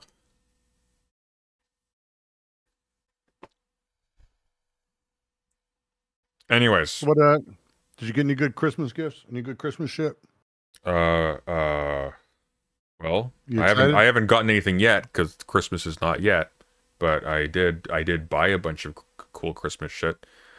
And I sort of took your advice, and there's a lot of sharp things there which will cause me tremendous anguish in the future, I'm sure. And remember, I offer lessons and things. I'm serious, and take them up because it's important to learn how to do stuff. It was different. True. It was different sharp things, but I did do sharp things. I'm probably gonna get I'm probably gonna buy those other sharp things for us collectively at some point. Fair enough. But I will. I also kind of want that pan because you've got me weirdly like all that stuff we were talking about earlier. Yeah, you put me on that about freaking pans now. I'm looking at this silver pan. Like I never cook with pans. I want this freaking $1,000 silver pan. What's wrong with me? Isn't it the best? Like it is. It's beautiful. It's like the One Ring, but it's a pan. Perfect. Well, look, there's no such thing as just a pan with how much I cook and all of that. So Why cook with to silver? mention- Because oh, it's the most we'll get through conductive. it. We'll get through it. So there are a lot of pans out there and a lot of ways you can cook with. I tend to be someone who's a carbon steel guy. I have a couple cast iron. I have a couple non-stick, and I have a couple copper. All of these are pale facsimiles because thermal conduction of silver is the single best that there is. There's no greater thermal conduction of anything. Also, because of how it's structured, it's also naturally non-stick, extraordinarily so. It's also prohibitively expensive, which is why no one has silver pans. And Sunday, if you want, you can put them up on stream because they are beautiful. Oh Have my you God. shown them? They're beautiful. Oh, what's the brand again? God damn it! I had it linked. I have to search for it. Who's that guy? It's that one sec. It's the one dude. He's like the most. Not Duparquet, is it? Yeah, it's Duparquet. He's the first guy who Because he comes does up. So copper. it was, yeah. He does copper, and he has his one solid silver cookware. And his Look at this frickin' thing. Like what?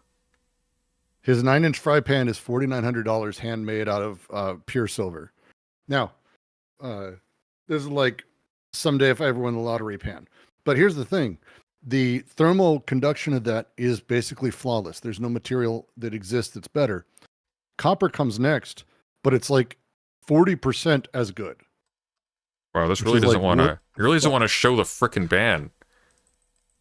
It's like, what the fuck? Very frustrating. There we go. That's better. Now it's working. Like, look at that. Look at that reflection. It's like, damn.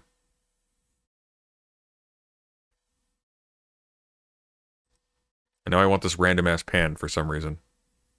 Yep. This silver doesn't tarnish. You can look it up. The guy does talks on it. He basically, Duparquet is this guy who started doing his own hammering to make perfect pans because he was a cook, and then slowly just people started buying his cookware, and he's a fucking absolutely out of his mind perfectionist, which I adore. His most popular is he actually does a silver lined copper, which is amazing. Carbon steel, I tend to be stainless. Everything does the job, but there are fantasy pans someday.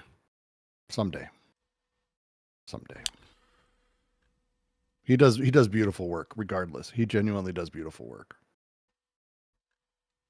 They are pretty pans. Oh, by the way, like 4,900 for the 49,000, sorry. So 49,000? 49,000? 4,900 for, well, I mean, It's it depends on the 4,900, piece. right? 4,900 for the 9-inch. Yeah, not 49,000, Jesus. 4,900 doesn't include the lid. The lid's separate. Correct. And it's also like, Yeah, he has the saute pan, which is an 11-inch saute. It's $18,000.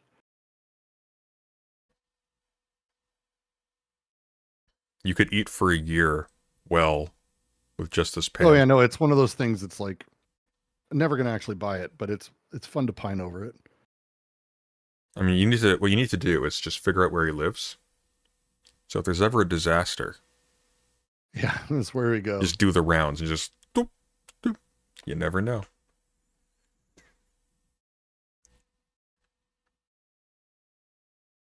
It's really great stuff. Yeah. I'm actually gonna end up buying one of his copper saute pans. Are It's you? one of the ones that's on my wish list. Let's see. Like the 'Cause silver lined I one? already have my Heston set, which I've been sort of slowly collecting. Are you gonna get the Those are silver my lined main- one, or are you gonna get the full copper? No, full copper. I can't afford. Fucking, are you kidding me? The silver lined copper cookware is only like in the couple hundreds. It's not that bad. So like Yeah, if we which look is at for you're looking at single the 12-inch saute. Like if I'm gonna do that, like that's the Heston, for example. I have my Heston pan that was expensive. but 12-inch it's, saute is only 1,300. It's a steal. Fuck that. No. Heston has a phenomenal set too. I recommend. But I mean, again, if you have the patience, there's absolutely nothing like carbon steel. I have my Mineral B, my DeBayer. They're phenomenal pans. Every single one of them at perfect size, and you just season and use them, and they just get better with time. beautiful over time. Or they spend money on a quality Dutch oven. You can get Dutch ovens for pretty cheap. Good judge. Try to get it out of Lodge has decent. I have my Coq Oven from Staub. My partner Which is bought like one my for like favorite. it was massively on sale. It was down from a couple hundred. We haven't used it yet, but it's a big cast iron thing. Yeah, and my stove is really great. Cooking is miserable. I adore cooking. Cooking is meditative. Prior to anything I did that was digital, or actually during a lot of it early, I worked kitchens. It was like my first major job when I was like 15.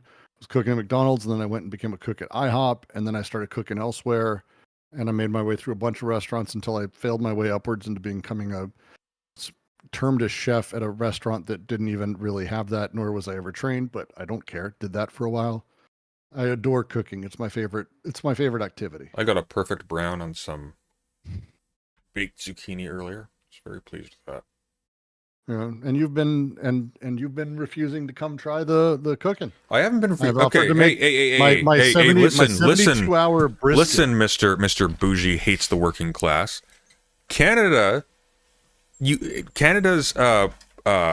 passports are handled by Canada Post, which was striking. Look, have you called them and yelled at them? Didn't Not So Erudite teach you how to handle this? Well, I tried to tell them I was a pregnant woman and I needed it desperately, but they didn't. I couldn't do it. That's fair. Yeah. Fair. I'm not sure I'd buy it either. Yeah, I just couldn't sound serious enough. But I've got a 72 hour brisket waiting to do. But for Christmas this year, we're doing I splurged and got a ribeye roast. You don't do turkey? I mean, I did a 19-pound turkey for Thanksgiving. I'll pass on doing another one 3 weeks later. No, that's the rule. You have to do another turkey. That's how it works. It's just No, it's constant turkey in the winter. That's the No, that's the do law. a roast. Do a roast. Roast is good. My partner did a pork recently. Just melts in your mouth. It was. Ugh.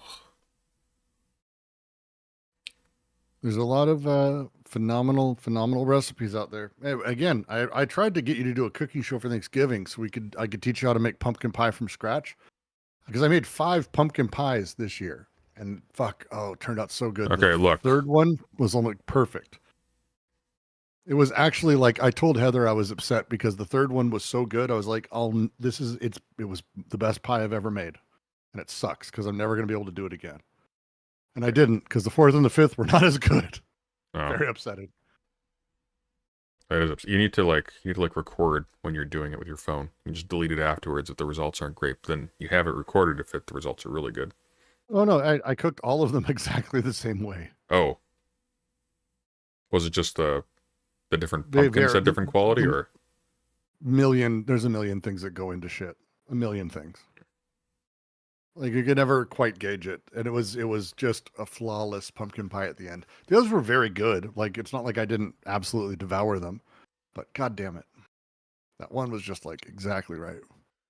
Frustrating. I'm wiped. I'm going to send you off to Relly, not Resi. Different R word. Resi raided you, didn't Resi? I think he did. I saw like 20 people jumping. I was going to raid Resi, but I think I raided Resi earlier. So we're just recycling now at this point. It's like the end part of the substance. You're all the gray goo. Something like that. Yeah. Okay. Anyways. Bye-bye. See you later.